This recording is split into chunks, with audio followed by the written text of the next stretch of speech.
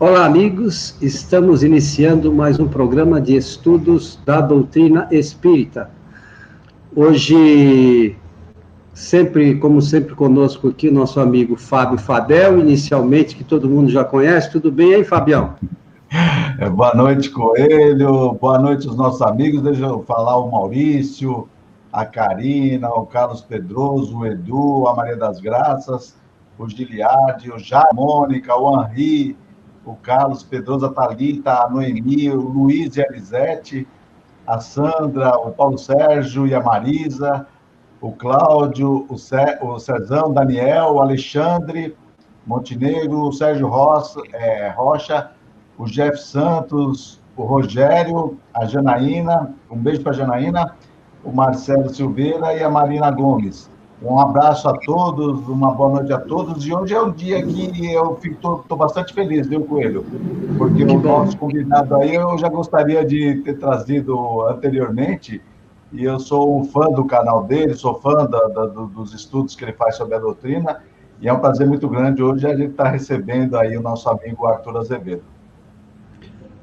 Boa noite, Arthur. Fala um pouquinho de você, meu amigo. Boa noite, Antônio. Boa noite, Fábio. Boa noite a todos aí que nos assistem, né? Uma satisfação estar aqui. Nós também, volta e meia, acompanhamos os estudos, né? Os encontros aqui no canal de vocês. Para mim, uma satisfação muito grande estarmos aqui, né? Reunidos. Acredito que há embora não nos conheçamos pessoalmente, mas certamente há toda uma sintonia aí em relação ao trabalho que é desenvolvido, e acredito que seja a nossa mesma intenção, né, que é justamente propugnar pela correta divulgação da doutrina espírita.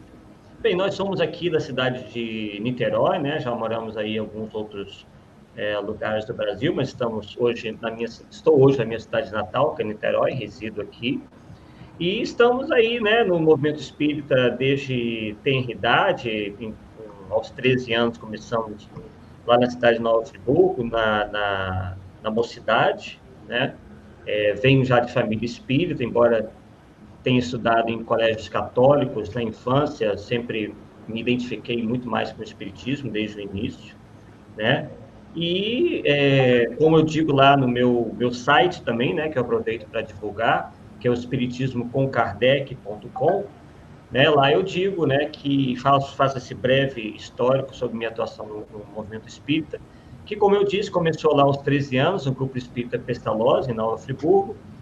Já mais tarde atuei como orientador de mocidades da União da Mocidade Espírita de Niterói, UMEN, que é um centro aqui bem tradicional da cidade. Ao mesmo tempo, colaborei como evangelizador no grupo de apoio menor, hoje chamado Casa de Batuíra, e é uma unidade lá, Fabiano de Cristo, né, que faz um atendimento junto aos moradores de uma favela na cidade de São Gonçalo. Já em 99, nós fomos eleito presidente do Centro Espírita Friburguense, na cidade de Nova Friburgo, onde lá nós colaboramos com a apresentação de 2 programas espíritas em rádios locais, que ocorriam no dia de domingo, de manhã, pela Rádio Friburgo AM, a Rádio Conquista FM, e também num programa de TV local, na TV Zoom, Canal 10, né, também um programa semanal. De volta em Niterói, fomos orientador de estudos da Federação Espírita do Estado do Rio de Janeiro, né, que não existe mais, a FEERJ, uma vez que a federação que hoje representa, né, é a USERJ, né, a Federação Espírita passou a ser o Instituto Bezerra de Menezes, e também atuamos como membro da Associação de Divulgadores do Espiritismo do Estado do Rio de Janeiro, e somos autor, né, de 2 livros, Espiritismo versus Ramatizismo, que é o mais recente, né, e Ramatiz, sábio ou pseudo-sábio, ponto de interrogação. E também fui prefaciador de 3 livros, o livro Espiritismo Política, do Paulo Santos, O Primado de Kardec, de Sérgio Aleixo, Breve História do Espiritismo, de Fabiano Vidal, e também o livro do Paulo Neto, bem recentemente, Allan Kardec e suas reencarnações. E temos o canal, né, onde nós, chamado Arthur Azevedo, Difusão Espírita, onde nós trazemos lá alguns estudos, né, sobre temas, assim, geralmente bastante, às vezes até polêmicos, né, mas sempre com a intenção de não trazer a polêmica pura e simples, mas sim o esclarecimento e a busca. Tentar levar a informação da forma mais correta possível, para que a doutrina seja entendida como é necessário que seja. Porque eu acho que a grande maioria ainda não tem ideia realmente do que é a doutrina espírita, né, Arthur?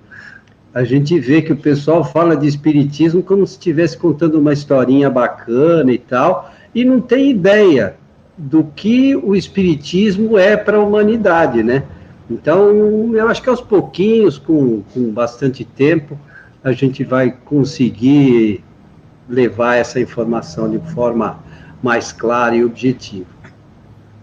Mas vamos hoje falar de um tema bastante interessante também, né, que a gente já trocou algumas ideias aqui com o pessoal, da universalidade do ensino dos espíritos, Arthur, que é um material que está lá no seu canal, você tem um vídeo específico sobre isso. Eu gostaria de pedir para os nossos amigos, Daniel, você que manja um pouco disso aí, se você puder depois puxar lá o canal no YouTube do Arthur e colocar o link para nós, por favor, aí o pessoal depois já se inscreve no canal e assiste os vídeos, é bastante legal essa interação, né, Arthur? Sem dúvida. Esse tema, inclusive, me chamou muito a atenção, né, assim como vários outros que nós já tratamos no canal, uma vez que nós tínhamos visto, né, e lido alguns confrades espíritas dizendo, e até acusando, né, porque isso é uma acusação até um pouco leviana, dizendo que Kardec só se colocou em contato com espíritos ali, ou de mensagens, né, advindas ali da Europa. E nós já tínhamos reparado que isso não era isso que havia acontecido, muito pelo contrário, né? E aí fizemos um trabalho de recolher, né, nas obras da codificação e na Revista Espírita, justamente a informação da origem das mensagens que Kardec, das mensagens com que Kardec tinha contato e efetivamente publicou, né, tanto na codificação quanto na Revista Espírita, porque já tínhamos percebido que tinham mensagens advindas da China, de vários lugares, outros lugares, da África, da Ásia, da América Central, da América do Norte, da América do Sul, inclusive do Brasil, né? Então, aquela acusação ou aquela ideia de que o espiritismo era eurocêntrico, né, realmente cai por terra facilmente na medida em que você realmente nota que não foi nada. Infelizmente, o que notamos, Fábio, Antônio e amigos, é que há indivíduos que, infelizmente, motivados por um ardor político e ideológico, tentam, então, atacar o espiritismo, mesmo às vezes dentro do movimento espírita, para encaixarem as suas ideias pessoais, as suas preferências ideológicas.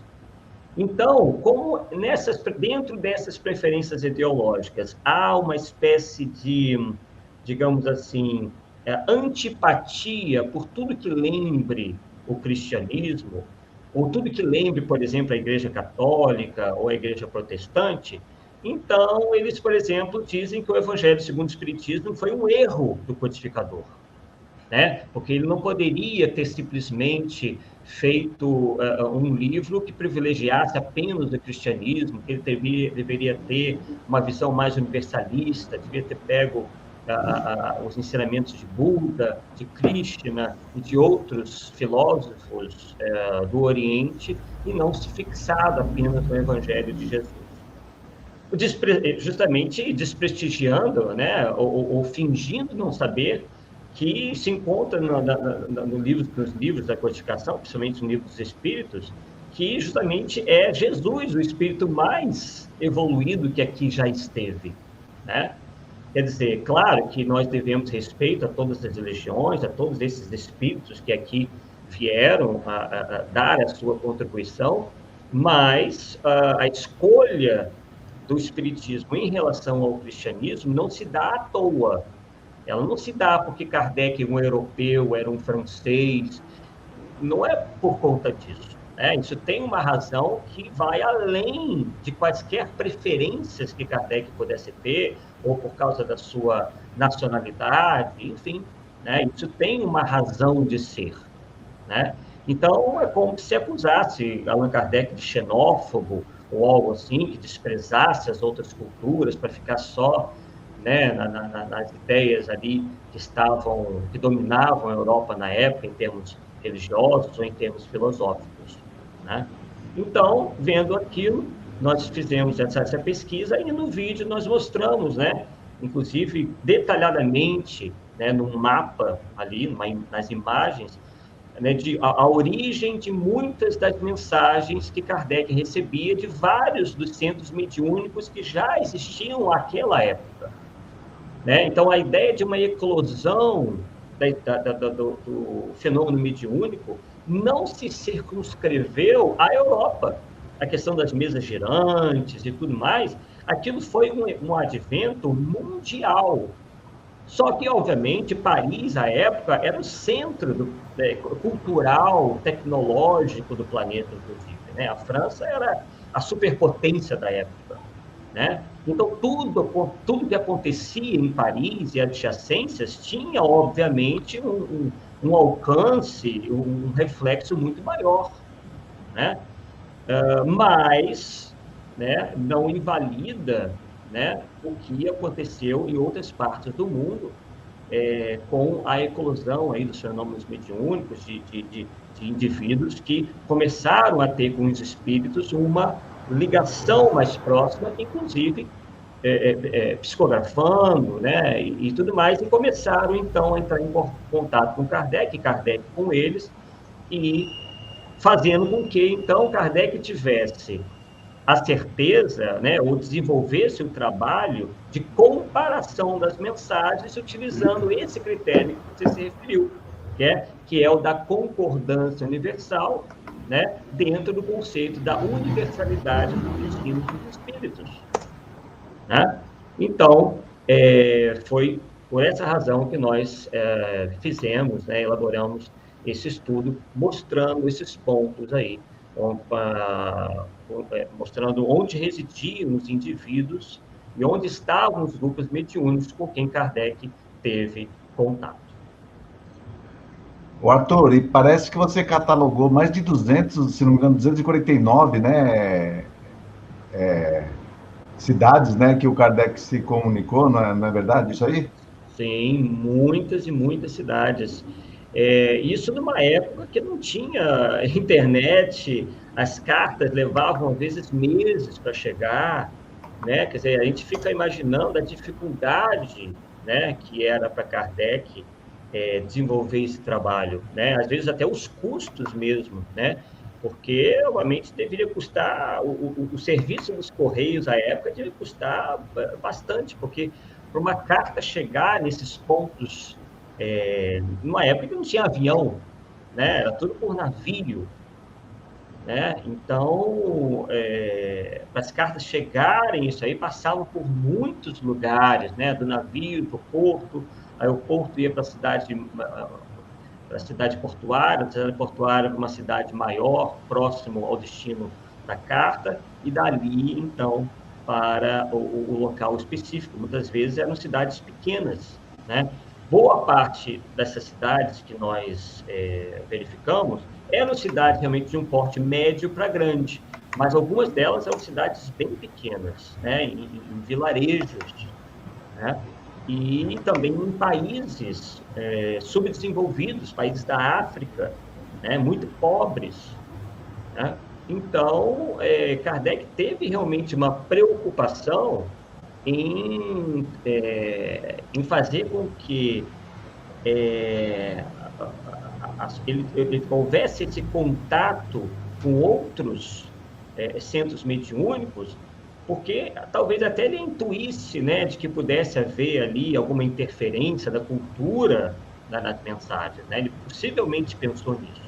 Então, ele, né, pensando nisso, falou, bem, eu vou começar a mandar mensagens para outros lugares, onde as pessoas têm uma cultura completamente diferente, um pensamento completamente diferente daqui, da França, para ver, né, se os espíritos vão falar coisas diferentes, conforme a cultura do local, ou não.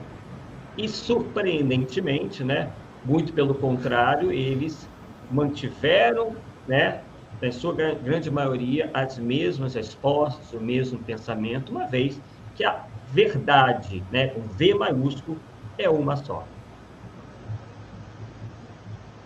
É bem interessante, pessoal. Às vezes, quando a gente fala isso, que a verdade é uma só, fala, não, mas cada um tem sua verdade. Não é verdade, né? A verdade é uma só. O que a gente tem são partes do conhecimento que eu tenho, que você tem, que o Fábio tem, que os nossos amigos têm, mas a verdade é uma só, né? E enquanto a gente não chegar a essa verdade, isso vai ser objeto de estudo, de ampliação do nosso conhecimento, que vai levar algumas encarnações, né? Exatamente. O que nós temos são fragmentos da verdade, né? Que a gente vai, conforme o nosso desenvolvimento intelecto-moral, reunindo, né, de modo a um dia, né, dominarmos a verdade em sua plenitude. Obviamente que não se pode pretextar que nós venhamos a ter um conhecimento absoluto da verdade pelo nível espiritual que nós ainda estamos, né? Estamos num planeta de provas e expiações, somos espíritos ainda renitentes no erro, mas isso é tudo dentro, obviamente, de um processo natural de evolução, onde a natureza não dá saltos. No entanto, nós devemos prosseguir, né, nessa busca incessante pela verdade, esteja ela onde estiver. O Fábio e o Daniel, que está sempre acompanha a gente, ajuda a gente aqui no chat sempre, fizeram um programa bastante interessante e as pessoas precisavam entender sobre as questões relacionadas com a evolução dos espíritos, né? Essas questões, a gente vai vendo lá no Livro dos Espíritos, a partir da pergunta número 100, que Kardec coloca como é que é essa condição de cada espírito, aonde vai chegar, né? E à medida que a gente vai subindo nessa escala, o nosso entendimento da verdade vai melhorando, né, Arthur? Sem dúvida, sem dúvida. E apenas para não deixarmos aí uma ponta solta, né? O Fábio falou aí em relação ao número de locais, né? No caso, só para ficar assim uma coisa mais exata, Kardec se colocou em contato com centros mediúnicos de 37 países diferentes, né? Foram 18 países da Europa, em 222 localidades diferentes, 8 países da América, em 23 localidades diferentes, até na Guiana Francesa, né? Isso para citar aqui Cuba, Canadá, o próprio Brasil, Peru. África foram 5 países, em 14 localidades diferentes, entre eles Argélia, Egito, Guiné-Bissau, Ilhas Maurício, né? E na Ásia foram 6 países, em 9 localidades, né? Inclusive a China, Síria, Turquia, Israel, etc. Né? Hoje Israel, né? Porque Israel, na verdade, realmente só passou a existir em 1949, né, no período pós-guerra, mas naquela região ali. Então, são 268 localidades onde o espiritismo se fez presente no tempo de Allan Kardec, né? Então, veja aí a grandeza, né, do trabalho efetuado pelo codificador, né? E que muitos aí, né, infelizmente, não tendo essa noção, acabam querendo diminuir, achando que ele simplesmente, né, se comunicou ali com meia dúzia de centros ali mesmo em Paris, né? E aí, né, começam a criticar, dizendo, mas tem muitos espíritos que se comunicavam, a maioria eram espíritos ligados à Igreja Católica. Mas que, mal ou bem, né, foi a Igreja Católica, por mais que tenha errado e também tem os seus acertos, foi ela que, de certa forma, manteve acesa, né, a chama do cristianismo. Claro, com uma série de erros, uma vez que toda instituição é composta por homens. E ainda mais há 2, 3, 4 séculos atrás, mais inclusive, né, por 2000 anos, né, se nós entendermos e compreendermos que os homens no passado eram muito mais embrutecidos, né, com muito mais problemas do que hoje, né, de maneira geral, nós vamos entender por que aconteceram tantos problemas, né? Porque nós sabemos que a natureza não dá saltos, né? Então, a sociedade também passa por momentos de progresso, né? de evolução, e quando nós vamos recuando no tempo, nós vemos claramente que houve, né, um certo progresso até hoje, vamos encontrar coisas no passado que hoje são impensáveis, mas que para os homens daquela época eram perfeitamente normais. Né? Um deles, por exemplo, foi a escravidão. Né? Claro que pior que seja, obviamente que nós não estamos aqui defendendo essa prática jamais, mas ela tinha uma razão de ser no passado. Né? Ao ponto de, por exemplo, quando um escravo era liberto, a primeira coisa que ele fazia, quando ganhava um pouco mais de dinheiro, era comprar um escravo. Né? Quer dizer, ele queria a liberdade para si, mas não pensava duas vezes quando ele já alcançava essa liberdade e tinha condições de comprar uma pessoa que pudesse lhe servir. Né? Então, obviamente que hoje nós olhamos para a escravidão como algo horrendo, pavoroso, e efetivamente o é.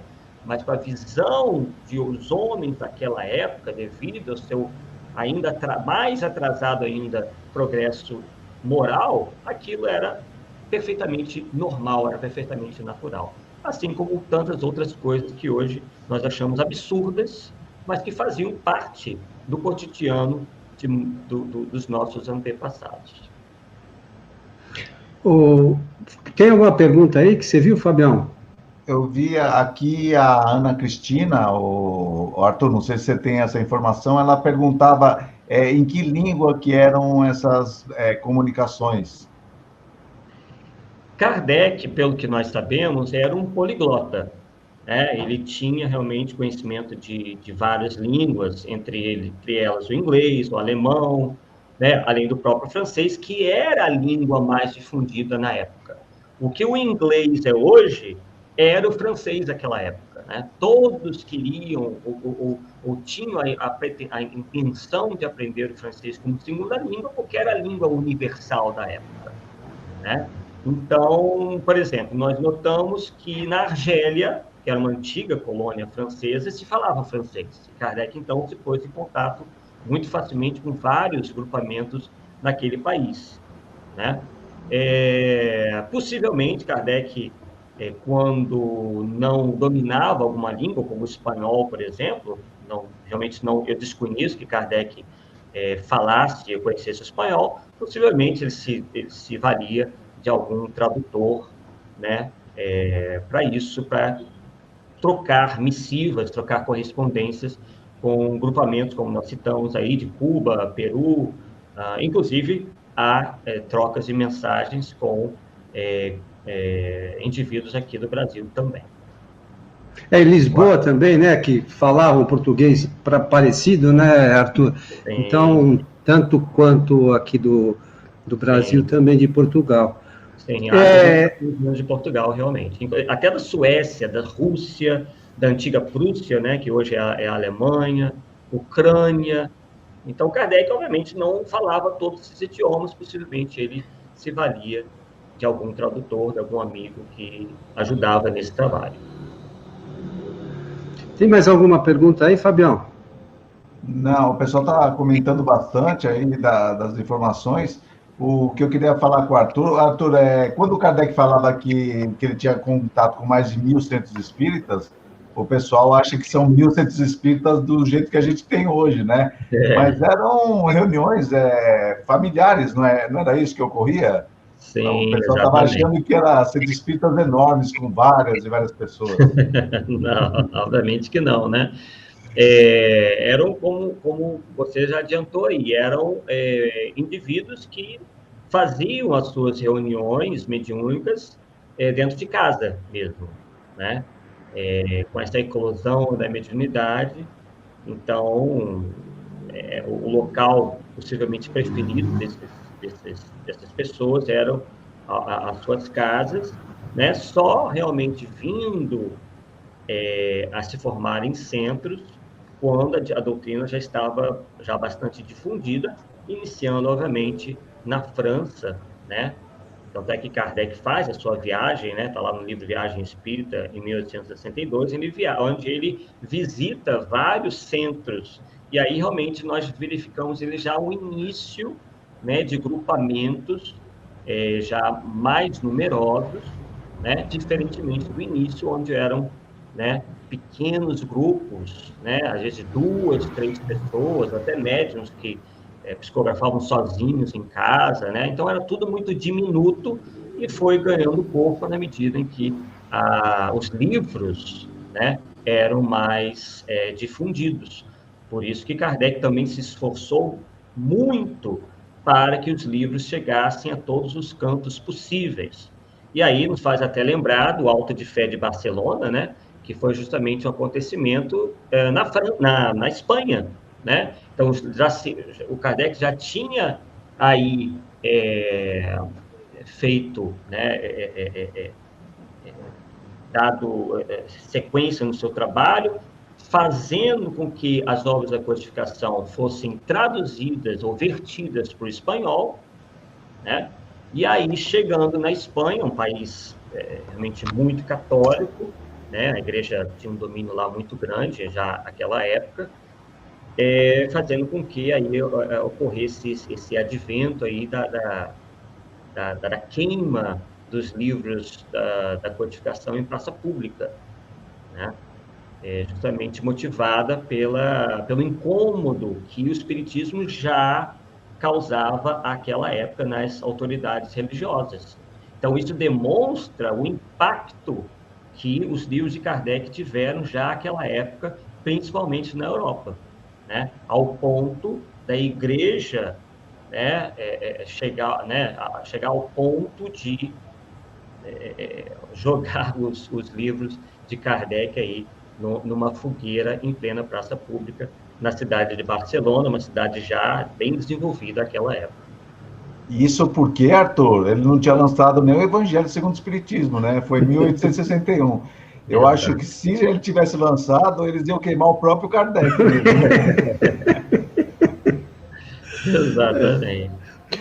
Arthur, a Marina, ela está perguntando por que o termo codificador do Espiritismo. Eu acho que isso não foi um Kardec que se auto-intitulou, né? Isso foi uma coisa que foi colocada depois, não é? Exatamente. É uma terminologia, que veio depois, né? Uma vez que né, vem de código, né? Aquele que desvendou os códigos, né? Ele codificou, ele interpretou os códigos que vinham do mundo espiritual, né? Então ele organizou, teve esse trabalho de organizar tudo isso, fazendo esse trabalho hercúleo, grandioso, realmente, como nós podemos perceber com essa informação aí do número de grupamentos mediúnicos nos quais ele se colocou em contato, né? Então, a língua, né, é uma coisa bastante ágil, né? Ela vai se modificando, novos termos vão sendo empregados, né? E possivelmente os estudiosos do espiritismo passaram a chamar Kardec de codificador, mesmo porque como o espiritismo, no espiritismo não existe uma hierarquia sacerdotal, né? Certos termos parecem um pouco até antipáticos e contrários ao cerne da doutrina. Então, chamá-lo de chefe, ou de papa, ou alguma coisa parecida, não condizia com a própria postura de Allan Kardec, que não queria ser chefe de nada, né? E muito menos dava ensejo a qualquer tipo de hierarquia sacerdotal dentro do espiritismo. Então, codificador é um termo, acho que, bastante próprio, né? E que demonstra bem uma das funções de Allan Kardec perante a revelação espírita. O Arthur, você acha que é possível nós fazermos um outro controle universal do ensino dos espíritos? Porque eu vejo as pessoas às vezes citando sobre isso, mas eu estava vendo até com o Daniel esses dias, parece que esse controle foi feito somente de princípios da doutrina e espontaneamente, não é verdade? E hoje em dia talvez não teríamos mais essa possibilidade, porque o mundo é totalmente interligado, né? Pelas comunicações, não é verdade? É verdade. A internet e a tecnologia fez com que as distâncias praticamente desaparecessem, né?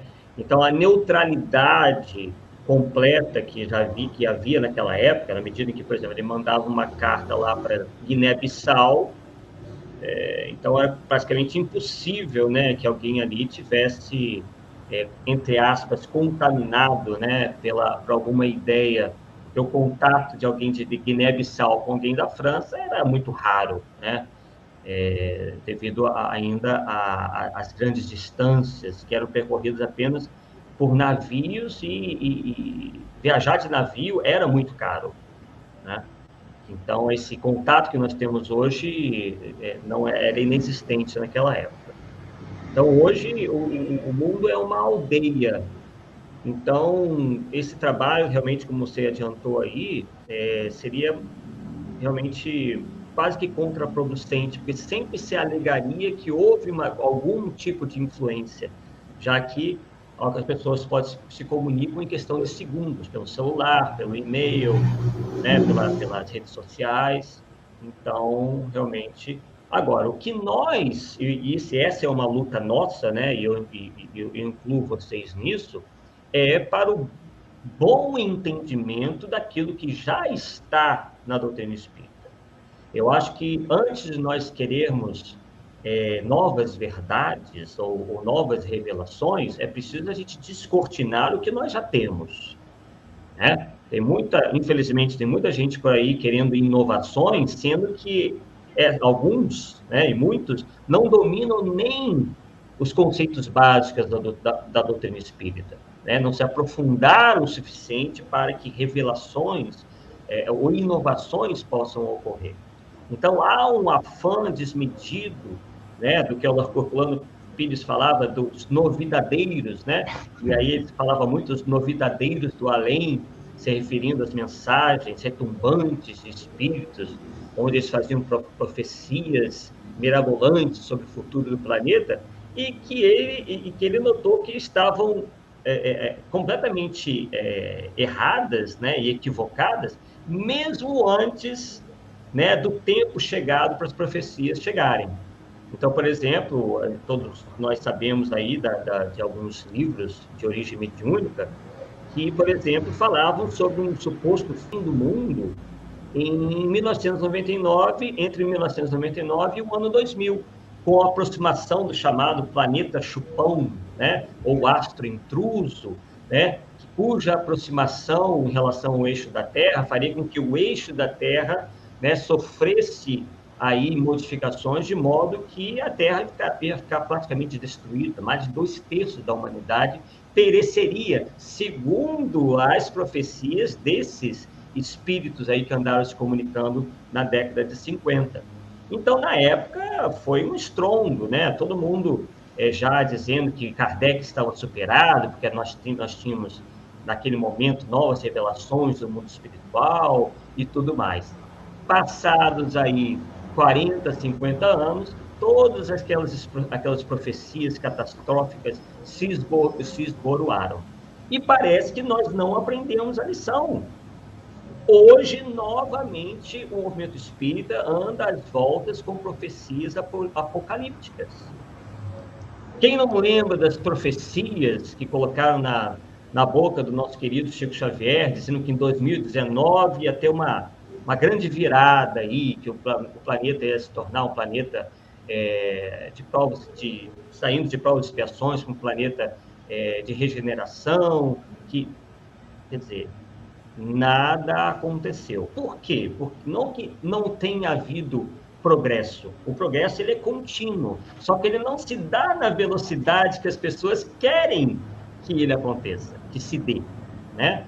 Quer dizer, quando se fala, né, e aí a doutrina espírita é bastante clara, quando se fala em transição planetária, né, de elevação da Terra de um planeta de provas e expiações para um planeta de regeneração, um mundo de regeneração, isso se dá de maneira gradual, lenta, imperceptível praticamente, né? São gerações, né, vindo depois de gerações até o momento onde a Terra estará, digamos assim, saneada, né? Mas isso, né, se dá de uma maneira realmente bastante lenta. Não vai ser assim de uma hora para outra. Aí, passando 2019, vendo que a coisa não ficou tão boa para o lado dessas pessoas que acreditam nessas profecias, já passaram para 2057, se não me engano, né? Só que em 2057 a maioria do que propaga isso aí nem encarnado vai estar, então não vão passar a vergonha pela segunda vez. E nós fizemos um estudo, inclusive, fazendo uma análise histórica. Essa questão aí de profecia sobre o fim do mundo e tudo mais, claro que vão ter modificações, né?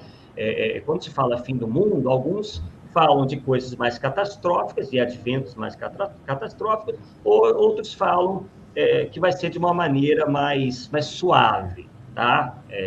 Realmente há essa diferenciação aí, mas o que nós percebemos? Que não há sequer qualquer concordância entre essas pessoas que ficam, ou esses espíritos, né, encarnados, desencarnados, que ficam aí divulgando modificação do planeta, né, digamos assim, né, fim dos tempos, enfim, cada um dá um nome diferente para aquilo que seria a mesma coisa. Sempre com a ideia de que o mundo, no piscar de olhos, né, vai mudar. Né? E a gente sabe que não é assim. A mudança não ocorre de uma hora para outra, não é no piscar de olhos, não vai ser daqui a 10, 20, 30 anos. Né? Então, como falávamos anteriormente, nós fizemos essa pesquisa, né? E o resultado é sempre o mesmo, né? Desapontamento em relação a essas previsões para o futuro. Então, o Espiritismo, ao contrário do que boa parte do movimento espírita aí anda batalhando para que se torne, não é mais uma seita apocalíptica. Né? Ele não acredita em eventos miraculosos de transformação do planeta, como muitos já andaram fazendo aí no passado, né?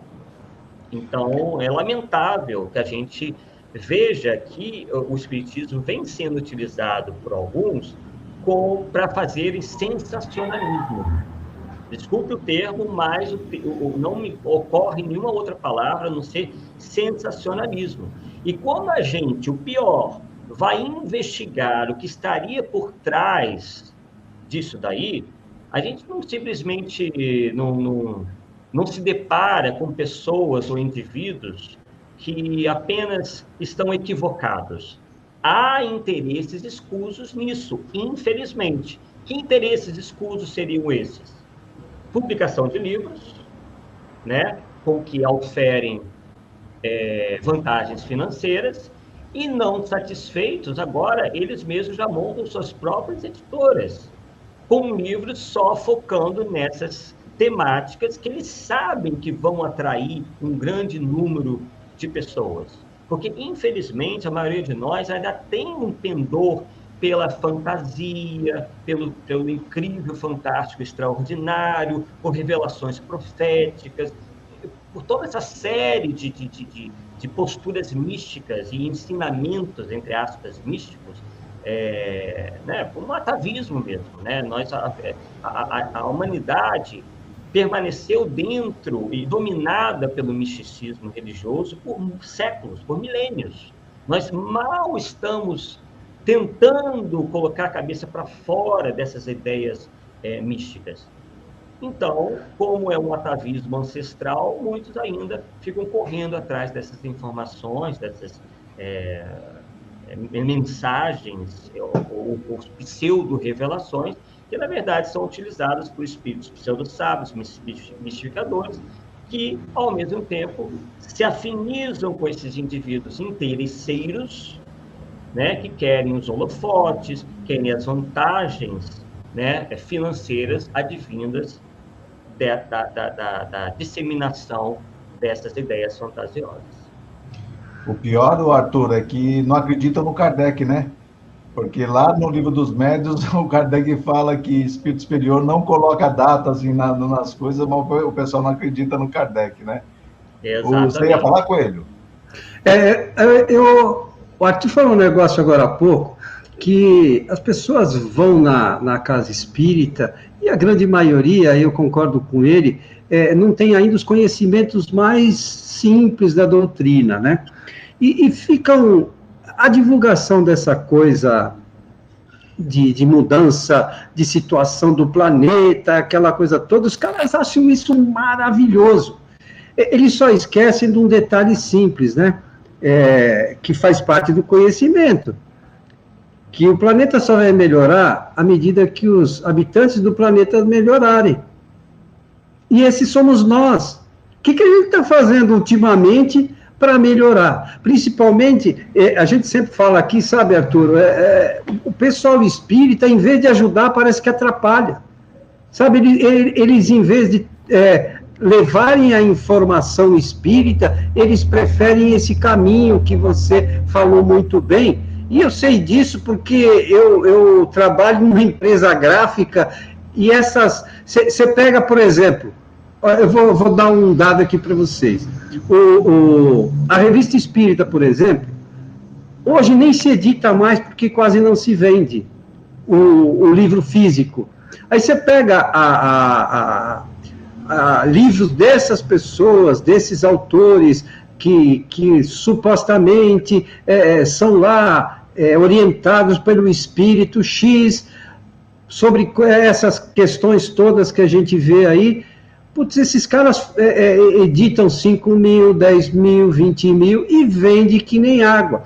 Então, por aí a gente vê o nível dos habitantes do planeta. Aqui eles estão afinizados, a que tipo de informação eles estão afinizados. O problema não é o espiritismo vem trazer a solução para o problema. Da onde que a gente vem? Qual é o nosso objetivo aqui? Para onde a gente vai? Não tem nada maravilhoso, é só a informação. O problema é que a gente não trata ela de uma forma legal, né, Arthur? É verdade. E é engraçado, né? Engraçado no sentido de interessante, porque a gente não acha graça nenhuma nisso, né? É que quando essas pessoas falam, né, na questão da transição planetária, né, como se fosse ocorrer de um dia para o outro, da noite para o dia, elas, obviamente, dividem, né? Vai ter um grupo que vai desencarnar e vai para um planeta primitivo. Isso, inclusive, é possível, né? Existe esse ensinamento, inclusive, na Gênesis, isso é plenamente possível, como se fosse uma espécie de recomeço, e há os que vão ficar aqui na esfera do planeta e vão, digamos assim, aproveitar essa nova fase melhor do planeta. O engraçado é que a maioria dessas pessoas que acreditam nessa possibilidade repentina de transformação no planeta nunca se colocam como aqueles, né, que não merecem um planeta renovado, né? Quer dizer, são sempre os outros, né? Tem que fazer essa limpeza mesmo, né? Alguns até encaram dessa maneira, a gente percebe claramente, né? Assim, muito certos de que vão colaborar ou estarão por aqui, né, quando esse momento chegar. É uma vaidade tola, né? Se utilizam dessas informações aí para incensarem suas próprias vaidades, né? E isso faz com que as pessoas realmente, como você falou, se descurem, né? Deixem de lado os seus esforços de transformação interior, de mudança para melhor, porque eles se acham convencidos que vão herdar esse mundo melhor. E isso é muito característico. Eu fui atrás, assim, do pensamento dessas seitas apocalípticas que andaram aí, várias delas ao longo aí, mais de 1000 anos, né? A primeira seita apocalíptica foi no ano 1000, né? Eles já acreditavam que na virada de 999 para 1000 alguma coisa terrível iria acontecer, né? Todos eles, essas seitas, se acreditavam salvos, enquanto todo o resto, né, que não compactuava com as ideias deles, iam para o inferno, enfim, aí as concepções variam, né? Então, é algo muito bem tramado, né? Há aí toda uma questão, até mesmo espiritual, na minha opinião, muito, muito desenvolvida, né, no plano espiritual inferior, para que as pessoas percam o seu tempo, né, com essas besteiras, com essas ilusões, com essas fantasias que não vão levar a lugar algum. Só vão levá-las a uma posição fanática, a uma posição de cegos espirituais, né? E certamente não contribui em nada nem para o espiritismo, nem para com elas próprias. É uma coisa complicada, né? E eu acho que a questão é bem essa mesmo, de elas ficam perdendo tempo, igual o cachorro correndo atrás do rabo, dando volta, dando volta, dando volta, dando volta, e não chegam a lugar nenhum, doutrinariamente falando. Aí, quando você fala, voltando ao nosso tema aqui, do controle universal, o que é isso mesmo? Pois é, isso vem sendo muito atacado também, né? Há todo um interesse em desmontar os pilares do espiritismo e, o que é pior, algo, aliás, que Kardec previu, que os maiores adversários do espiritismo não estariam fora dele, mas sim dentro. Inclusive, começando até com Erasto, né? Numa mensagem na cidade de Bordeaux, onde ele diz lá, né, que havia uma turba de espíritos mal intencionados que iriam trabalhar, né, contrariamente ao espiritismo, contrariamente ao movimento espírita, para atacar o quê? A unidade doutrinária. O espírito Erasto se utiliza exatamente dessa palavra. E o que nós estamos vendo dentro do movimento espírita? Uma fragmentação. Hoje, por exemplo, né, nós fizemos um estudo no passado sobre nós citamos, inclusive, aqui o nosso livro, né, Ramatiz Sábio, Pseudo Sábio, onde nós falávamos aí da tentativa, né, desses espíritos, ou de determinado grupo de pessoas, de tornar o espiritismo uma colcha de retalhos, dizendo que o espiritismo tinha que ter um caráter universalista. Só que esse universalismo dessas pessoas é tornar o espiritismo algo fragmentado mesmo, diluído, né? Diziam eles, por exemplo, que o espiritismo tinha que aceitar os ensinamentos das religiões orientais, como o hinduísmo, por exemplo, principalmente o hinduísmo, né? Não levando em consideração que, com todo o respeito que nos deve, né, nós devemos ter com as outras religiões, embora haja algumas semelhanças, né, é impossível conciliar, né, o que ensina o espiritismo, por exemplo, com o que ensina o hinduísmo, né? Há conceituações, há uma série de diferenças que tornam essa junção completamente incompatível, né? Então, nós fizemos esse estudo lá atrás, como também a questão do rustanguismo é algo que também nos andou preocupando por um tempo. E hoje, o que nós temos como preocupação? Qual é a tendência atual? Né? Qual é a moda? Né? O que foi inventado atualmente? Isso vocês já estão no movimento espírita, devem ter já reparado. Existem duas vertentes hoje básicas. Uma extremamente mística, onde, por exemplo, já não bastam as comunicações de espíritos, já não bastam as comunicações desencarnados. A moda do momento é você evocar extraterrestres para se comunicar. E isso, né, tem movimentado um número imenso de pessoas. Quem duvidar aí, dá uma olhadinha na internet, você vai ver que os divulgadores dessas ideias têm aí nos seus sites, no seu site, no seu canal no YouTube, milhões de visualizações, muito mais do que qualquer canal espírita sério. Onde as comunicações, nós fomos analisar, além de ser uma coisa completamente exótica, né, essa questão de, ver o espírito não sei de onde, aí inventa lá um planeta, enfim, uma coisa completamente maluca, né? O nível das mensagens é patético. Olha, é abaixo da crítica. Mas eles sabem manipular a cabeça das pessoas e se utilizam justamente, se fazem valer do desconhecimento da maioria das pessoas em relação à própria doutrina espírita, né?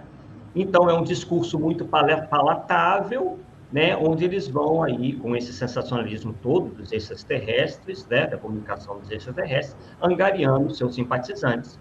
E o mais interessante, né, um detalhe interessante, eles sempre por trás têm uma obra assistencial. É uma maneira das pessoas comprarem a ideia.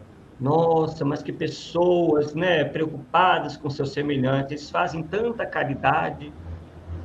E aí a gente entende um pouco, até no meio evangélico, por exemplo, quando eles dizem que às vezes, eles acreditam no demônio, né, nós não acreditamos, mas eles dizem, né, que às vezes o demônio se disfarça em 1000 caras para atuar. E isso, quando a gente vai ver sobre o ponto de vista espírita, claro que a gente tem uma visão muito mais ampla disso daí, faz certo sentido, né? Porque os espíritos inferiores, irmãos nossos, inclusive, que um dia serão perfeitos, assim como nós também alcançaremos a perfeição, mas por enquanto estamos nessa situação, os espíritos inferiores não são bobos. Utilizar uma linguagem assim bem, né? Estamos aqui numa informalidade, eles não são bobos. Eu costumo dar o seguinte exemplo: alguém que quer assaltar um banco, chega na frente do banco vestido de presidiário, com aquela listinha assim, né? Quem gosta do Walt Disney, lembra dos irmãos Metralha, né? Eles estavam sempre com aquela roupa de presidiário. É óbvio que não, eles não querem ser reconhecidos. E quando nós estudamos a doutrina espírita, quando nós estudamos as táticas dos espíritos mistificadores, está lá bem claro no livro dos médiuns, eles se utilizam de vários subterfúgios para melhor enganar. E a gente está caindo nesse papinho faz caridade, peça alguma assistência, pronto, está imune, tudo que falar, tudo que aparecer, tudo que for divulgado é certo. Não. A gente acha que que às vezes a gente imagina que, por serem inferiores, que eles são burros, né? Não tem uma relação direta. Por vezes são extremamente inteligentes. Muito inteligentes. A questão aí é a moral, né? Que dificulta. Às vezes esses espíritos, em termos assim gerais, eles estão muito mais adiantados que a grande maioria, né? Sim. Não são nada bobos, realmente, né? Nós temos aí um verdadeiro processo de fascinação coletiva, em muitos casos.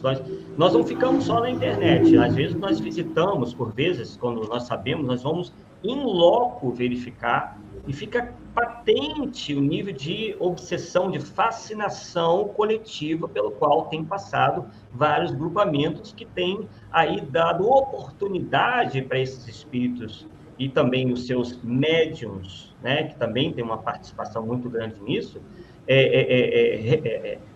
abusarem do direito de enganarem as pessoas, né, infelizmente.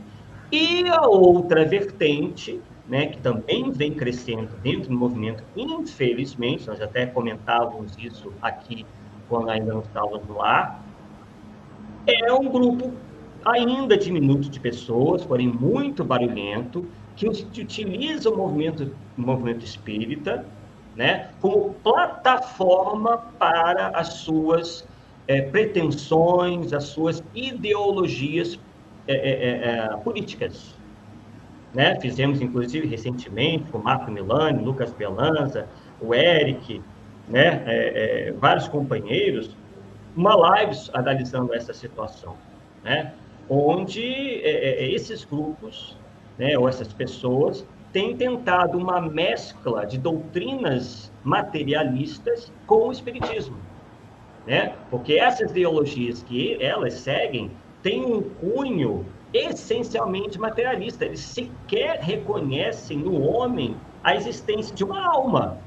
Como que você vai conciliar uma doutrina espiritualista, como é o espiritismo, com uma doutrina essencialmente materialista que vê na matéria a única possibilidade de existência? Não tem como. Então, essa outra tentativa, né, da espiritualidade inferior de dividir a casa, né? Tem até o ensinamento evangélico de que a casa é dividida ruim. Então, quando a gente fala de união no movimento espírita, não é que todo mundo tem que necessariamente se abraçar, uma coisa apenas... tem que ser em torno da doutrina espírita, né? De procurar preservá-las desses exotismos, preservá-las dessas ideias mirabolantes que vêm aparecendo por aí, né, causando um ruído muito grande dentro do movimento espírita, causando, inclusive, cisâneas, causando separações, né, brigas, inclusive, né, afastamento dos confrades, porque eles estão aí envolvidos em outras questões que a doutrina espírita não diz respeito à doutrina espírita. Inclusive, Kardec é muito claro, como já na sua época, ele disse, para não trazer questões políticas para dentro do espiritismo. Todos nós temos o direito de votarmos, de apoiarmos quem quer que seja, o partido que for, mas não utilizarmos do movimento espírita e, o pior, do espiritismo, para dar vazão a essas nossas preferências. O centro espírita não é para isso.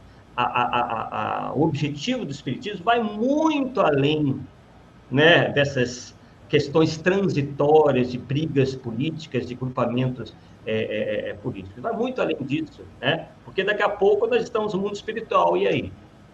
Vão ficar aqui às voltas com questões meramente terrenas o resto da vida, sem pensar no nosso burilamento, na nossa melhora interior?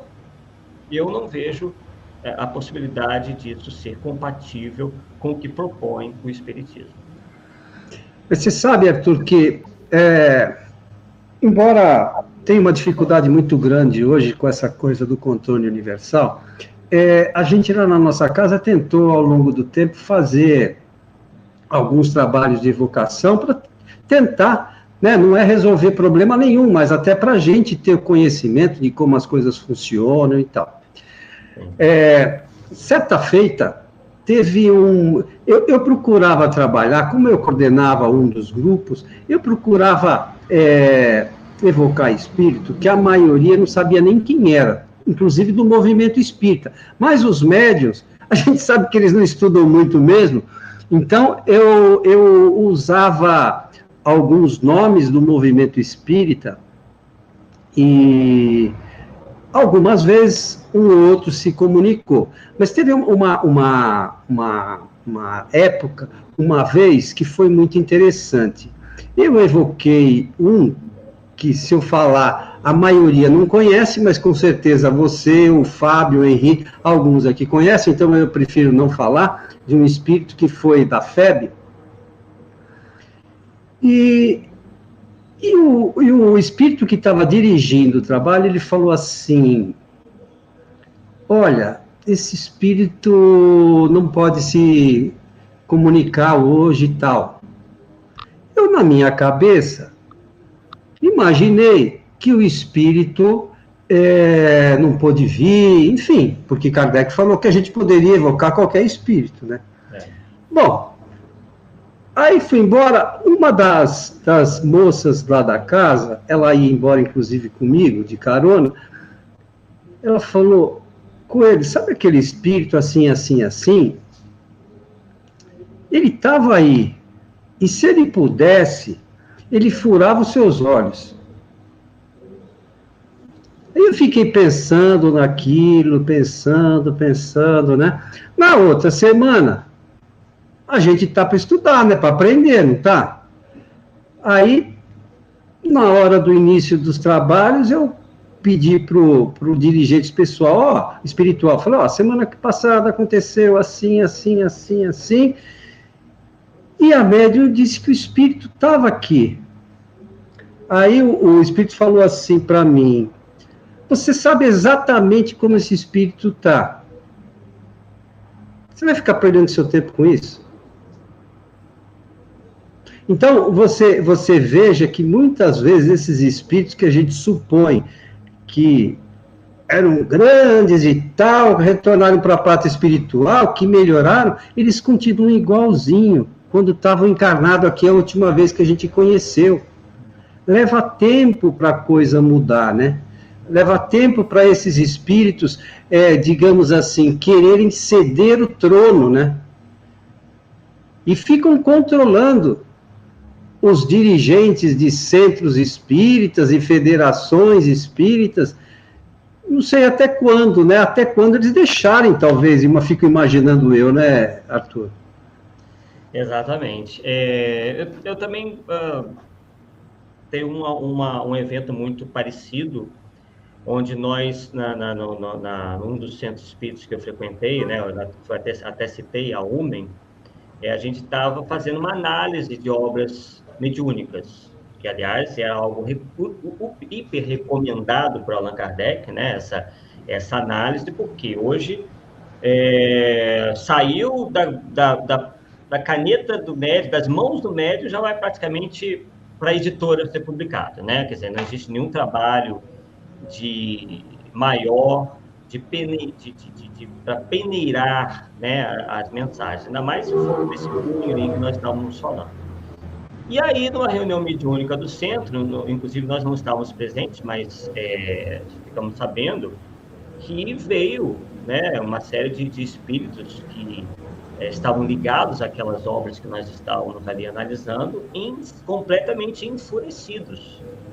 Então, pela própria postura deles de estarem enfurecidos com essa nossa petulância de analisar as obras deles, né, já demonstra a sua natureza inferior. Porque nós aprendemos, né, com Kardec, com os espíritos superiores, que os espíritos verdadeiramente superiores jamais se ofendem com as perguntas que lhes são endereçadas, com as nossas dúvidas e até com os nossos questionamentos.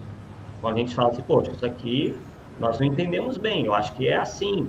Eles entendem isso prontamente. Então, eu acho que vai muito ao encontro do que você disse aí, né? Há muitos interesses aí, e às vezes de desencarnados, que querem estar do outro lado, né? Ensejando aí que seus ensinamentos sejam aí, as suas ideias, né? Na verdade, nem são ensinamentos, são ideias, sejam aí seguidas por todos, né? Se colocando até acima aí dos preceitos da codificação. Isso nos faz lembrar de uma coisa muito importante, né, em relação a essa questão da análise, né? Quando a gente, por exemplo, lembra o que está escrito na Revista Espírita de 1863, quando Kardec diz o seguinte: no mundo invisível como na Terra não faltam escritores, mas os bons são raros. E aí, Kardec ainda nos demonstra, né, como que o nosso movimento espírita, infelizmente, está afastado, né, da verdadeira condução, da ideal condução de tudo isso, né? Quando, por exemplo, se comparado ao que Kardec diz na Revista Espírita também, de 1863, ele diz o seguinte: todas as precauções são poucas para evitar as publicações lamentáveis. Em tais casos, mais vale pecar por excesso de prudência no interesse da causa. É isso que está acontecendo no nosso movimento espírita? Acredito que não, né? E há muito tempo, né, Arthur? Há muito tempo. Há um bom tempo, realmente. Desde 1920 e pouco, lá já não se tomava esse cuidado, né? Exatamente. E o critério que a gente, assim, a maioria de nós se utiliza, é achar, por exemplo, que uma obra de cunho moral seja ali a moralidade algo que seja o passaporte para que aquele espírito seja levado em consideração, ou que aquela mensagem seja publicada. Mas esse não foi o critério que Kardec se utilizou. Vejamos bem, ele disse o seguinte: aplicando esses princípios de ecletismo às comunicações que nos enviaram, e nós estamos falando desde o início dessas comunicações que ele recebia, diremos que em 3.600 dessas comunicações, há mais de 3.000 que são de uma moralidade irreprochável. Quer dizer, de 3.600, vamos fazer as contas, de 3.600, 3.000 estava perfeito em termos de ensinamento moral. Se nós parássemos aqui, o que a gente dizer? Poxa, então 3.000 mensagens de 3.600 seriam publicadas como sendo espiritismo. Não é isso? Segundo o movimento, não é mais ou menos essa a ideia? Pois é, mas vamos continuar vendo qual foi o critério de Kardec. E excelentes como fundo, quer dizer, ele elogiou, que têm uma moralidade reprochável e são excelentes como fundo. Mas aí ele continua, mas que desse número não há 300 para publicidade, quer dizer, menos de 10%, já baixou. E apenas 100 de um mérito inconteste. Então, é aquilo que nós falávamos do passaporte que os espíritos inferiores já notaram, que quando é apresentado, todo mundo abaixa a guarda, que é o caso da assistência social, já é uma coisa mais recente, e também das mensagens de cunho moral irreprochável, que muitos, inclusive, têm um conhecimento profundo do Evangelho. Um espírito, embora ele seja inferior, ele, às vezes, tem uma capacidade intelectiva muito grande. É capaz de memorizar a Bíblia inteira. Né? Então, vamos lá. Mais desse número, não há 300 para publicidade, apenas 100 de um mérito inconteste. Então, já caiu para bem menos de 10%. Essas comunicações, aí tem a ver com o que nós falávamos, vieram de muitos pontos diferentes. E aí cabe a reflexão, é isso que tem ocorrido no movimento espírita? Tanto em relação ao que nós aceitamos como uma obra espírita, e tanto como também as comunicações que vêm sendo recebidas, hoje já retiraram, não querem nem mais saber dos desencarnados, agora é ET, né? Então, infelizmente, não é que nós sejamos pessimistas, nós sempre acreditamos na vitória do bem. Mas se nós não fizermos nada, o bem não vai prevalecer, porque o bem não atua com as pessoas de braços cruzados. Nós temos que, dentro das nossas possibilidades, fazer alguma coisa. E é isso que eu, assim como vocês e alguns tantos outros, têm procurado fazer, procurando chamar a atenção da maioria para esses problemas que têm afetado o movimento espírita. Que certamente tem um componente espiritual inferior aí tentando manipular para que a coisa não dê certo, para que a coisa realmente vá por água abaixo, infelizmente. É que tem algumas informações também, sabe, Arthur, que o pessoal não sabe. Então, quando ouve, nossa, tem um ET, né, um espírito de outro planeta. E aqui eu costumo lembrar sempre que todos os nossos espíritos protetores são de outros planetas.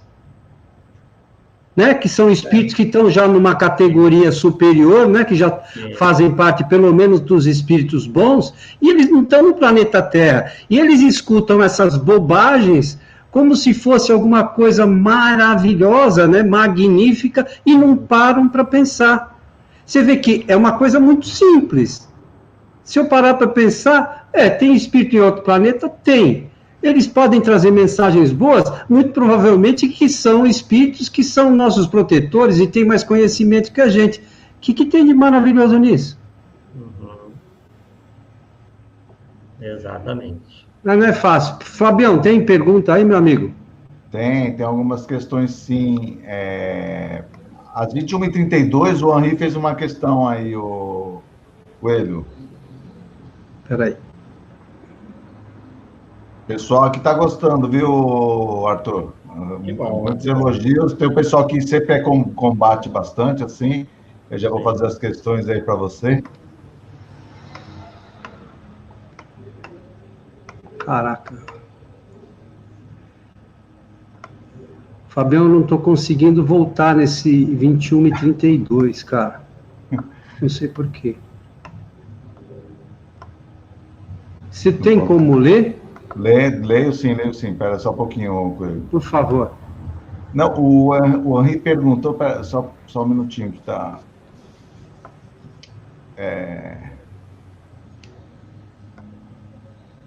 Ô, Henri, põe de novo aí, por favor, aí fica mais fácil. Pois é, eu não consigo acessar lá. Foi até 21h34 até. É isso aí, exatamente o que aconteceu comigo. A Maria Alessa, 21h36.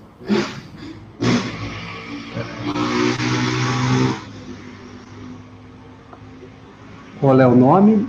Maria Alessa.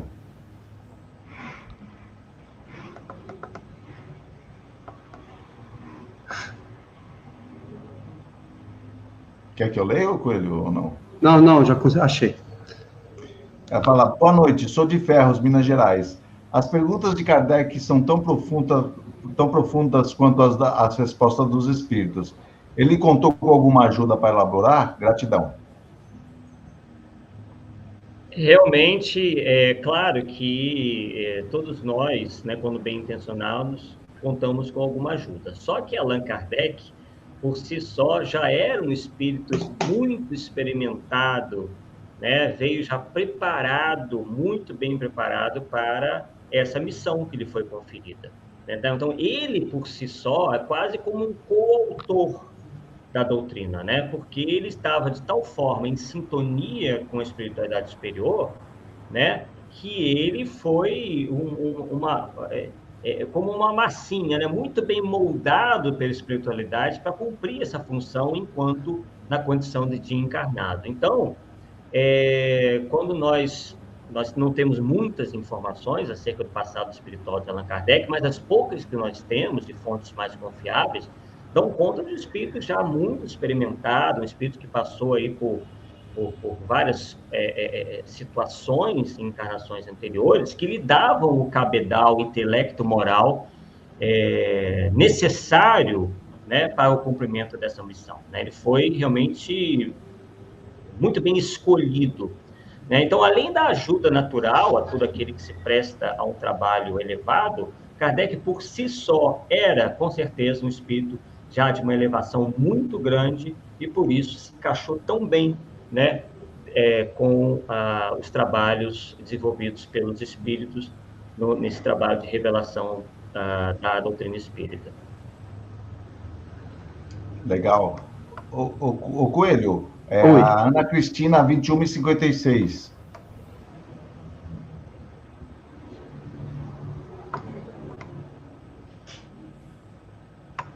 Além de não estou no meu lugar normal, eu estou com o óculos errado, para me ajudar. Se você quiser ver, Coelho. Não, peraí, eu estou chegando lá, já só um segundo. Também estou acompanhando aqui.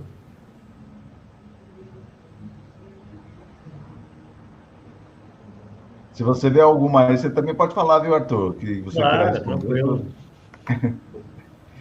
Por que essa avalanche de mensagens de espíritos inferiores e o silêncio dos espíritos superiores? Após a morte de Kardec, os espíritos superiores nos abandonaram?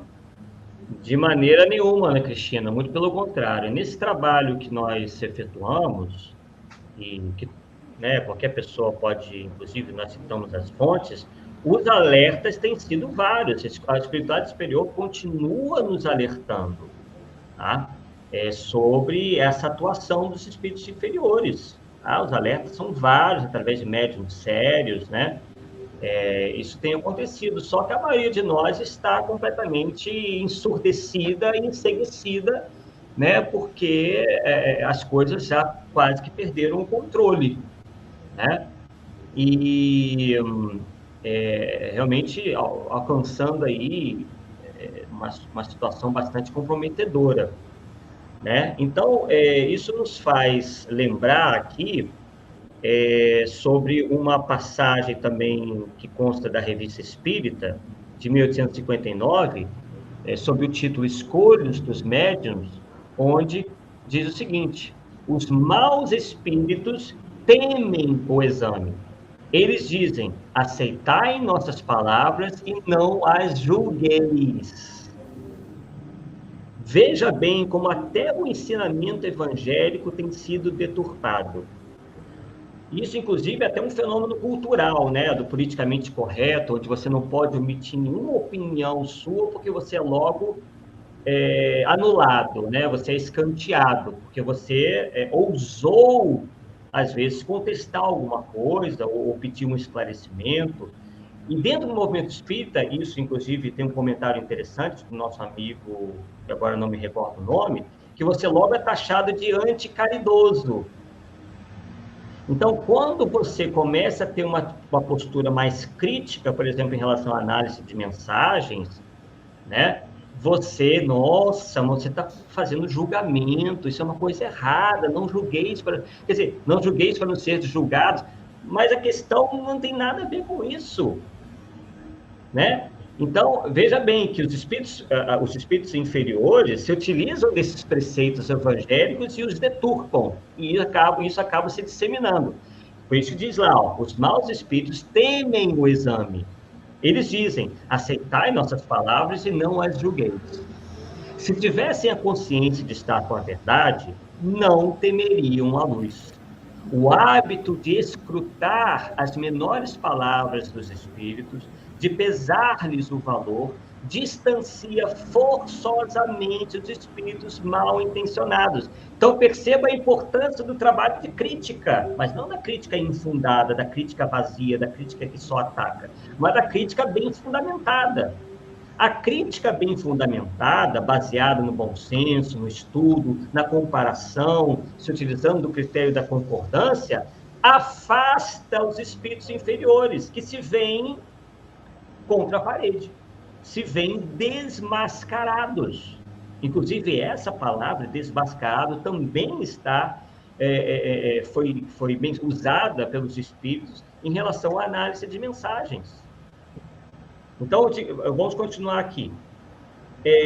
Então, essa postura crítica, né, distancia forçosamente os espíritos mal intencionados, que não veem, então, perder inutilmente o seu tempo, uma vez que se rejeite tudo que é mal ou de origem suspeita. Mas, quando se aceita cegamente tudo o que dizem, que se coloca, por assim dizer, de joelhos diante de sua pretensa sabedoria, fazem o que fariam os homens. Disso abusam. Exatamente o cenário que nós estamos comentando aqui, que nós estamos vendo, né? Quer dizer, se utilizando desse preceito já deturpado de não julgueis, a gente está colocando o nosso senso crítico de lado. Coisa que em nenhum momento Kardec deixou de utilizar, que foi o seu senso crítico. Devamos ter senso crítico para tudo, mas, claro, de maneira moderada. Né? Não é sair logo dando uma opinião ou dando um veredito apressadamente. Não. Então, o Espírito disse isso nessa mensagem. Eu vou estudar, eu vou correr atrás para ver se tem fundo de verdade ou não. Aí sim, né, é a crítica responsável. Mas nem isso nós estamos fazendo dentro do movimento espírita, né? Porque já não existe mais senso crítico. Todo mundo já está aceitando tudo, de olhos vendados. Porque, afinal de contas, tudo que vem do mundo espiritual é lindo, maravilhoso, é superior, é puro, e nós sabemos que é justamente o contrário. Ah, mas você está dizendo que tem mais espíritos inferiores do que superiores? No nosso, isso o Espiritismo me ensina, que na atmosfera espiritual do nosso planeta, há um número muito maior de espíritos inferiores do que de espíritos superiores. Afinal de contas, é um planeta ainda muito atrasado. Então, pululam no mundo espiritual entidades querendo se comunicar. Agora, cabe a nós fazermos a análise para ver se realmente aquela mensagem está nos conformes, está dentro da razoabilidade necessária para ser tida como uma mensagem confiável do ponto de vista doutrinário. né? Ô, Arthur. Então, é isso aí.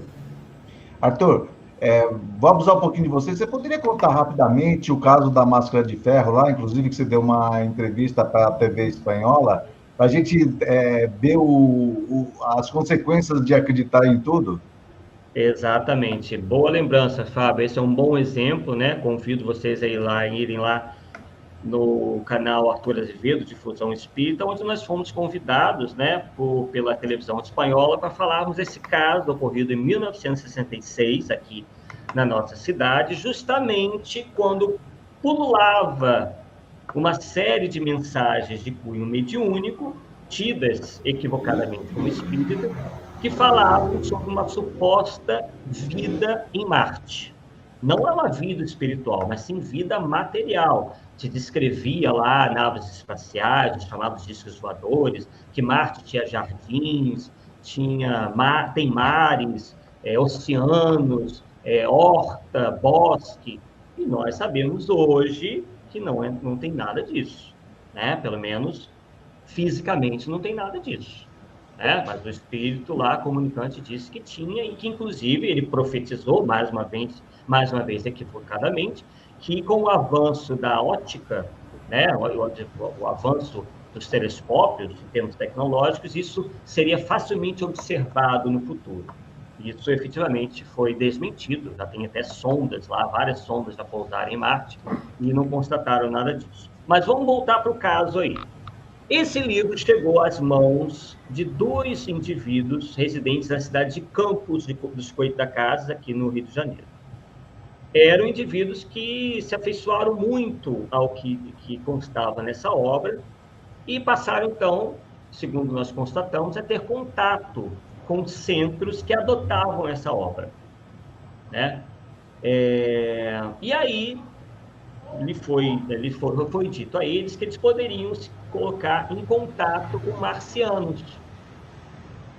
E aí eles vieram até Niterói, saíram de Campos, chegaram em Niterói e foram até o local onde os tais indivíduos, né, os líderes espirituais lá do tal centro, disseram que eles deveriam subir esse morro aqui em Niterói para ter o tal contato com os extraterrestres. Aí eles, inclusive, levaram fogos de artifício para que fossem melhor identificados pelas naves espaciais.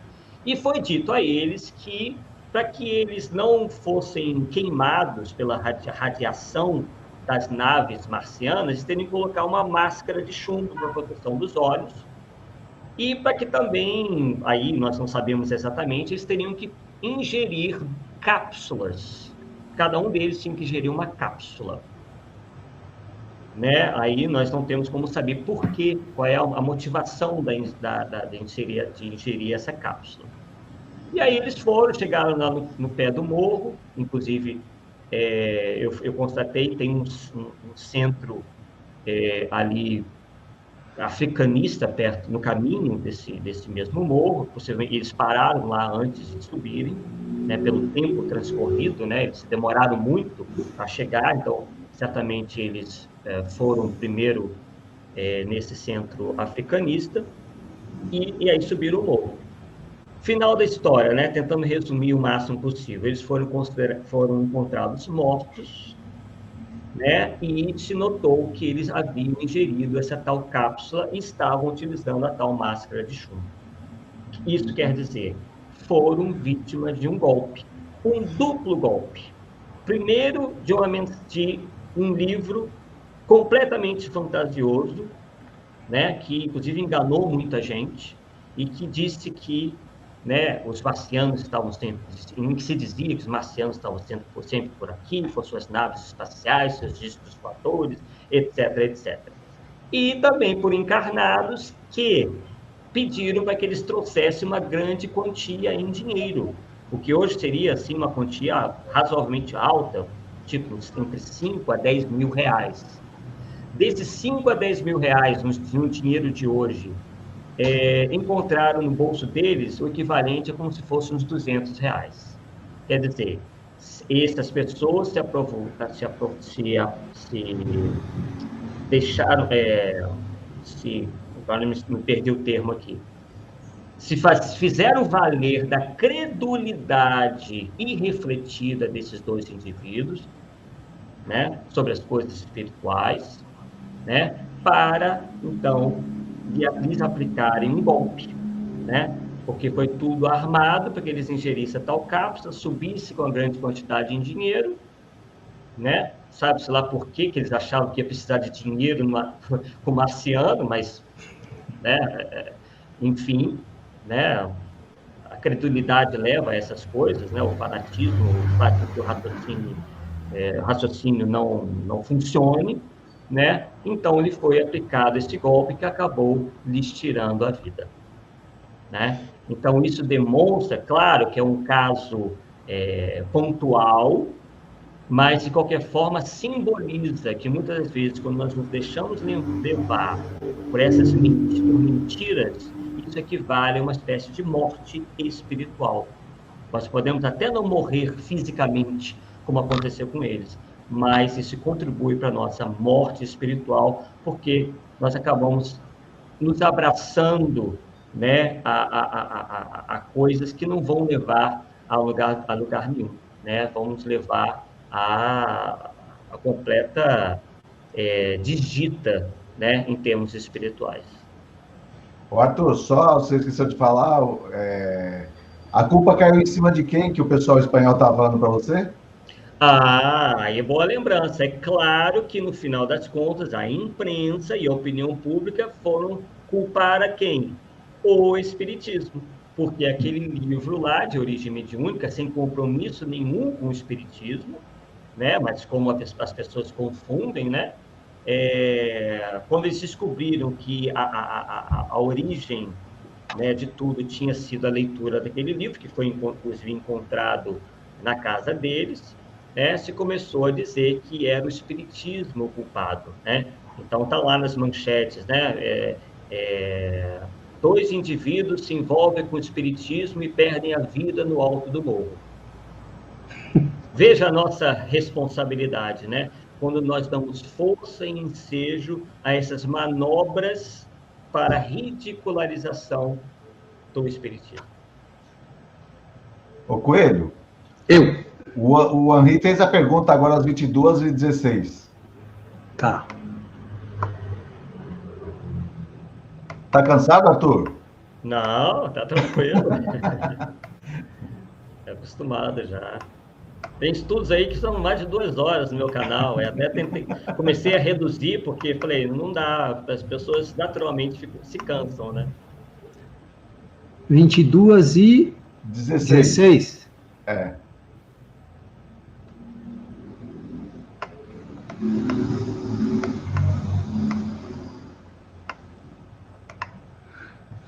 Arthur, muitos não sabem o que é rustenguismo. O movimento espírita brasileiro pratica princípios teosofistas e rustenguistas por desconhecer o controle universal dos ensinamentos dos espíritos e as obras de Kardec.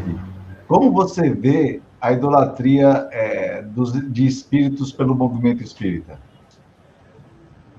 Um abraço aí ao Henri, né? Nós nos conhecemos aí também pela internet, faz um brilhante trabalho também que nós conhecemos. Bem,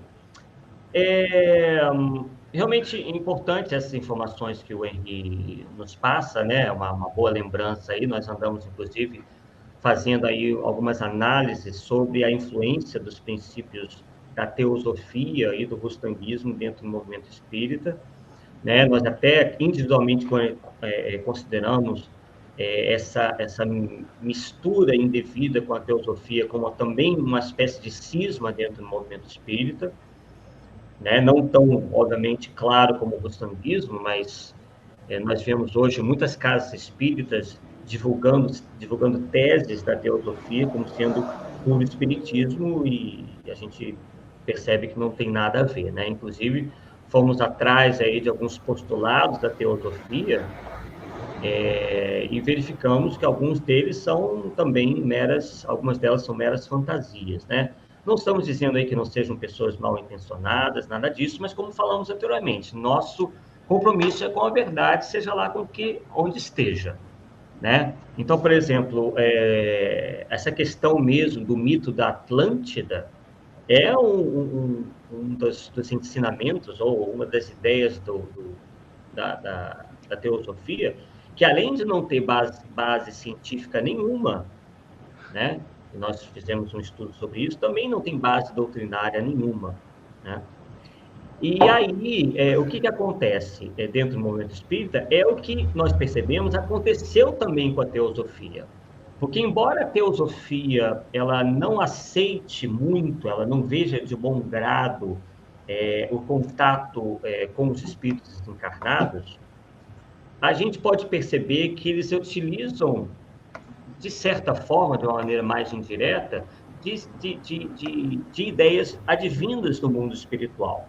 Só que eles acham mais assim que essas comunicações acontecem por meio de uma clarividência, né, que eles chamam de clarividência, quando há um afastamento da alma do corpo, e aí aquele médium se põe em contato direto com os espíritos, que eles utilizam, eles acham, inclusive, que são de uma natureza bem elevada, e aí, quando voltam ao corpo, vem trazendo, segundo eles, essas revelações, né?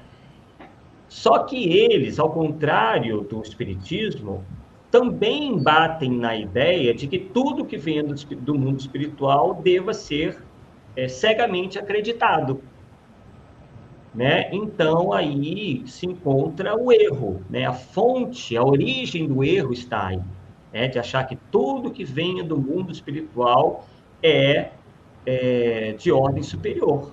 E como nós dissemos há pouco, isso não é verdade, né? Os espíritos se dividem em várias categorias, em vários níveis de elevação espiritual. Claro que todos alcançarão um dia a perfeição, só que uns estão mais atrasados, outros estão mais adiantados, né? Então, e muitos que estão ainda atrasados têm o interesse, por vezes, de se apresentarem como sendo espíritos adiantados e trazem as suas ideias pessoais.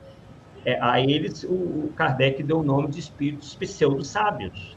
Espíritos que acham que sabem muito, mas, na verdade, pouco sabem.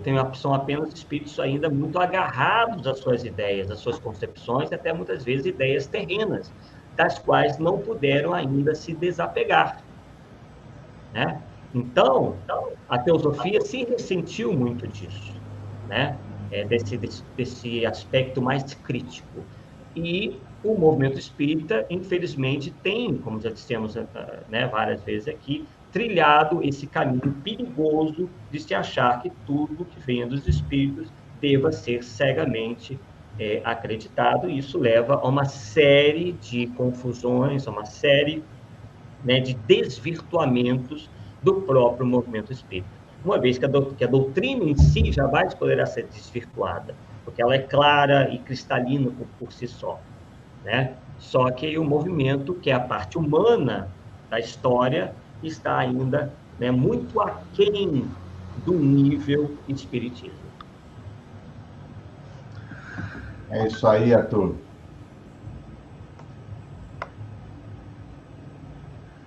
O que mais, Fabião? Não, acho que é isso aí, viu? O pessoal tá assim. O Arthur, nós tentamos colocar o endereço aqui no chat, mas acho que o YouTube ele tira automaticamente quando coloca.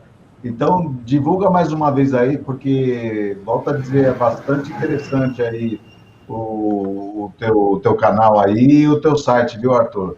E muito obrigado aí pela participação. Aí, né? Lembrando que nosso canal é completamente, assim como o de vocês, completamente desmonetizado.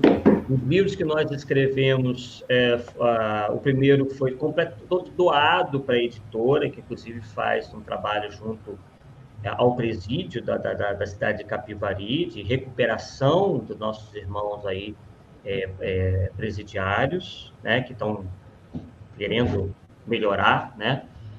E também nosso segundo livro, a gente recebe lá da Amazon centavos, né, porque eles não deixam você zerar lá. E então o nosso interesse realmente é puro e simplesmente a divulgação, né, da doutrina espírita, e fazemos aí as nossas humildes contribuições. Vocês podem achar esse conteúdo primeiramente no site, né, espiritismocomkardec.com, e no nosso canal do YouTube, Arthur Azevedo, Difusão Espírita, né? São esses aí os dois meios que nós encontramos de divulgar tanto o nosso trabalho, que também o trabalho de outros confrades que nós consideramos aí dentro dessa nossa linha, né, preocupada aí com a questão da manutenção sadia dos preceitos doutrinários. Aí, acho que agora o Coelho conseguiu colocar aí, pelo menos apareceu. Acho que tô tentando faz tempo, cara.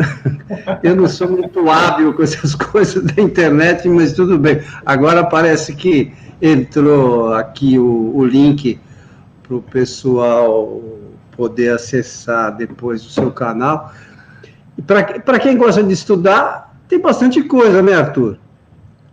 Eu acredito que sim, né? Tem algumas coisas realmente com certo ineditismo, né? Essa pesquisa aí sobre a Atlântida realmente revela muita coisa interessante de como que a imaginação humana, né? E como certos mitos vão se formando ao longo do tempo e chegam aos nossos dias, né? Enfim, essa questão mesmo da catalogação dos locais com os quais Kardec manteve contato, né? E demonstrando aí a questão da universalidade dos ensinos dos espíritos, né? Desmistificando a ideia, como falávamos no início, de que o espiritismo é um movimento eurocêntrico, né? De intelectuais franceses, intelectuais ocidentais, e que foi menosprezado o Oriente. São tudo, né?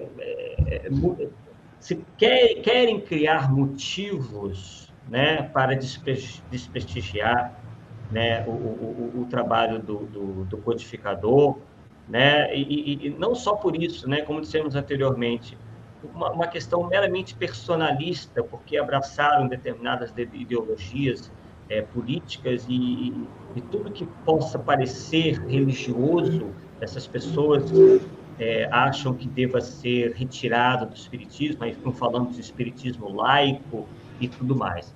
Claro que aqui ninguém está dizendo que o espiritismo deva ser uma religião tal como nós a entendemos, com sacerdócio, com hierarquia, com rituais, nada disso, mas traz em si a fonte, né, de união com Deus, né?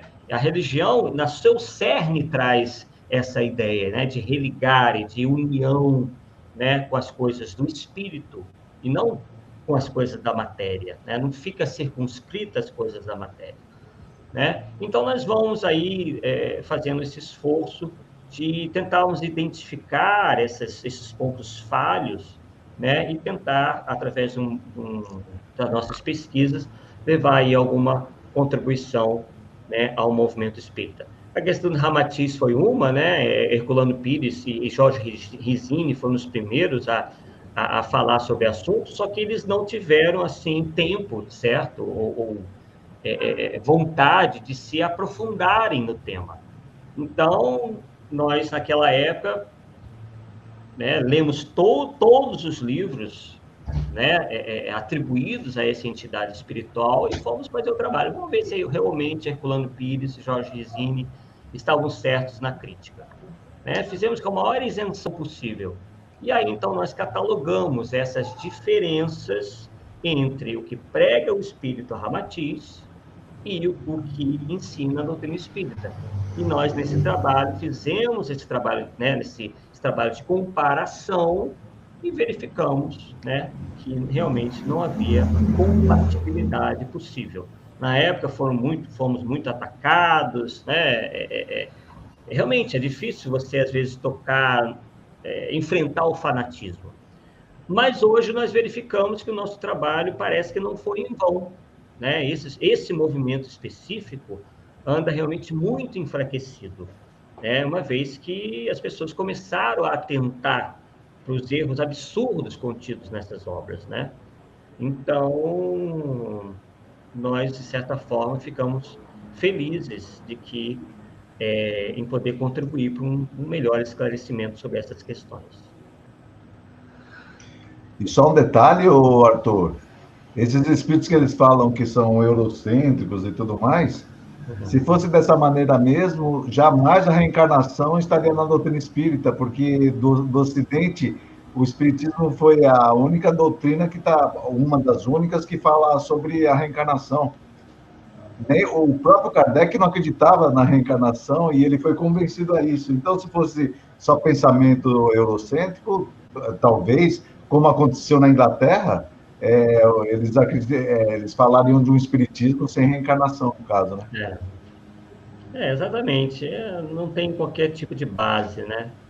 Essas colocações. Bom, Arthur, então fica combinado que no futuro você vai voltar para bater um outro papo com a gente, com os nossos amigos aqui, para que a gente possa ir ampliando essas questões doutrinárias. Esse é o nosso objetivo também, você sabe, né? E você estuda muito algumas questões que eu acho que são fundamentais. Pelo menos para mim, né? Algumas pessoas, e lamentavelmente isso acontece no movimento espírita, não estou muito preocupado com o estudo, acho que é uma bobagem, né? Mas não é assim que a gente vê as coisas com relação à doutrina, não. Então a gente conta com você aí no futuro, se puder, obviamente, tá bom? Vai ser uma satisfação enorme podermos voltar aqui e, né, compartilharmos, dividirmos, né, porque estamos sempre uns aprendendo com os outros. Isso é uma realidade, ninguém sabe tudo, não tem doutor em espiritismo, somos todos aprendizes, com certeza. Isso aí. Fabião, meu amigo.